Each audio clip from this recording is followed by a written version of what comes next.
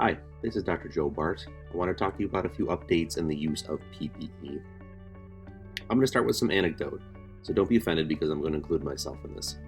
Most of emergency medical services have gotten a little bit of a COVID fatigue on the use of PPE. To be frank, you get COVID by putting your own contaminated hands in your own face or being in direct contact with droplet particles in the air. Your single biggest way to mitigate those risks are washing your hands and to wear a mask. Let's talk about a few of the perceptions here. The primary risk of exposure is from patients with illness complaint during EMS calls. The breakdown of distancing in PPE is not generally during EMS calls or engagement with the public in public places. It is most likely in common areas of the firehouse and training in which you let your guard down.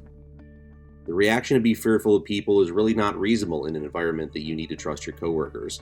But to increase your personal safety, that is worth tremendous consideration. Every firehouse needs to determine areas that masking and distancing makes sense to avoid passing illness to each other. No space where humans gather is exempt from illness that you can't see or smell or touch. I'm going to call this one likely false. Second one, use of face masks universally is not necessary and it feels like a punishment. Every cold and flu season, starting around the October time, the hospitals go into universal masking at most clinical sites. I never like it either. Now more than ever, our risk of community transmission and between staff is higher. Keep in mind this is about your personal safety. We really don't ask anybody to reveal their medical history, and you may have no idea that the person next to you actually lives with an immunocompromised cancer patient. For the respect of your coworker is just to assume everyone has the potential to transmit COVID-19, and a really simple accommodation is to wear a mask if you are unable to distance yourself. For this one, I get it, but it's just not true. Hand washing and hand hygiene are paramount as defense. Have you seen that person walking around the supermarket wearing gloves and thought, wow, that's really absurd? Yeah, me too. So regardless of what covers your hands, viral illness introduced from a surface and making its way to your face, gloves or no gloves, will enter in through your mouth and nose. Simply put, gloves are disposable and hand washing kills bacteria and viruses. Sneezing, coughing, blowing your nose are all human functions. Just wash your hands afterwards. This is pretty straightforward advice. Yep, nailed it. Back to kindergarten rules.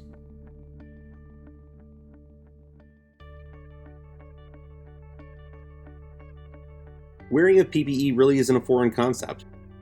Your fire gear is some of the most extensive PPE of any profession. 3 topics I wanted to go over as a refresher will be risk and exposure, what to wear, and how to approach patients suspected of new respiratory illness. More of a refresher. EMS personnel must receive training on and demonstrate an understanding of when to use PPE, what PPE is necessary, how to properly don, use, and doff PPE in a manner to prevent self-contamination, and how to properly dispose of infected PPE, and what the limitations of some of that PPE may be. Any reusable PPE must be properly cleaned, decontaminated, and maintained after and between uses. If this is equipment that may possibly be used by multiple staff members, it really is your responsibility to make sure it's clean before it's put away. There really isn't a difference in the ability of a surgical mask or personal reusable mask, other than when exposed or contaminated, the disposable is meant to be discarded. The PPE recommendation when caring for a patient with suspected or confirmed SARS-CoV-2 infection includes a respirator, like an N95 mask or higher.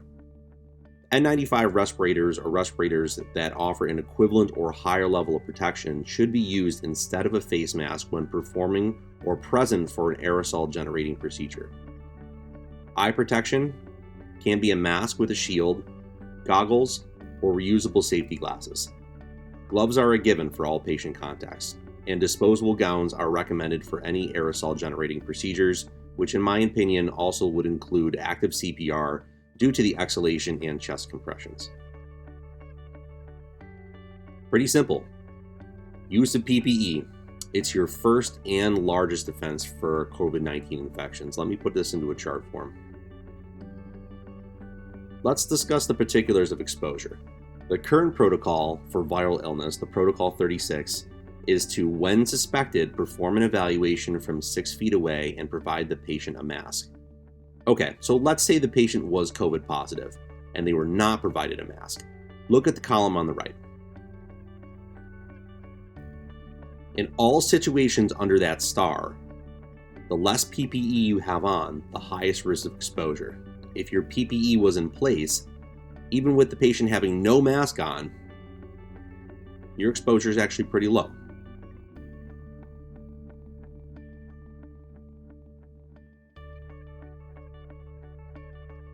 Okay, so let's look on the other side. With the patient just having been given a mask or an oxygen mask when that applies, the risk of provider exposure is automatically a medium. When you then add in your own mask, gloves, and eye protection, virtually all scenarios are low risk for exposure.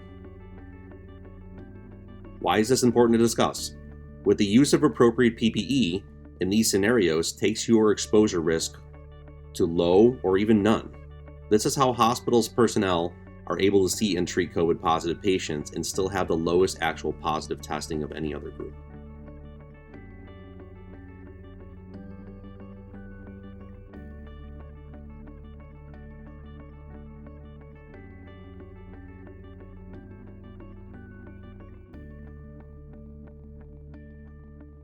Exposure risk and how to monitor. So let's look at the same flow diagram we just used for the PPE and translate that into a need for isolation monitoring. If using PPE, there is no need to expect that you were exposed or warrant any treatment or testing other than daily and shift symptom checks that you're already doing. A caveat to that may be if there was a legit exposure and the PPE had somehow failed. Let's shift for a minute to talk about testing. There are a lot of tests being offered out there, and they're not all the same.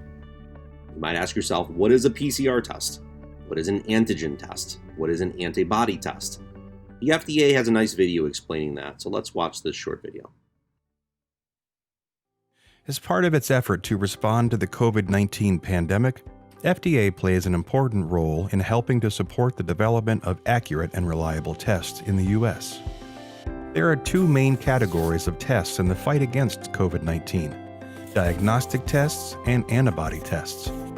Diagnostic tests can tell you if you currently have an infection. The FDA has authorized many diagnostic tests for COVID-19, including molecular tests. Molecular tests work by looking for the virus's genetic material in a sample from you. The sample is then usually analyzed in a lab. For some tests, the sample can be analyzed at the point of care, such as at a doctor's office. FDA-authorized molecular tests are very accurate, and results are returned anywhere from minutes to several days, depending on the test. Antigen tests are another type of diagnostic test that see if there are viral proteins in a sample taken from inside your nose with a swab. These tests are often simpler and may provide results quicker than many molecular tests, sometimes within minutes in a doctor's office. Although antigen tests can be less accurate and may need confirmation with an additional diagnostic test, they can be made more widely available because they're easy and simple. The other category of test is an antibody test, sometimes called a serology test. Antibodies are produced by your body when you're infected by a virus, and they help your immune system fight off the infection. An antibody test detects antibodies to the virus using a blood sample. If an antibody test finds antibodies in the blood, it likely means the person has been previously infected with the virus. Antibody tests do not show if you have a current infection, and they should not be used to diagnose a current infection from COVID-19. The results from antibody tests can help us better understand questions about exposure to COVID-19 by helping identify who has been infected and has developed antibodies, if antibodies may provide protection from future infection, who may still be at risk, or who may be eligible to donate a part of their blood called convalescent plasma, which may serve as a possible treatment for those who are seriously ill from COVID-19. If you have questions about COVID-19 diagnostic or antibody tests, talk to your doctor. Testing is crucial to guiding our next steps in the fight against COVID-19. For more information on FDA's efforts to ensure Americans have access to high-quality tests, please visit fda.gov.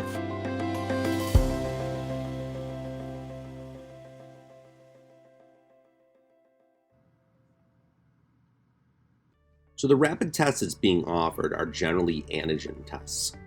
This is only for symptomatic patients who are likely to have a viral load high enough to actually detect COVID-19 antigen. The confirmatory or highly sensitive PCR tests are generally not rapid and may take several days to return. This is how I generally remember it. An antigen could be really anything. It could be an allergen, it could be a virus, it could be a bacteria, something to provoke the body. So an antigen test is looking for evidence of that in your body. In this case, it's generally a nasal or an oral swab. An antibody, a good way to remember that is it has the word body in it. Anything that's an antibody means that your body has formed an immunity to it. So if you want to remember that, an antigen is the one that causes it, an antibody is your body's reaction or a good memory to that from your immunity. Bottom line in the job you do is that the public needs you.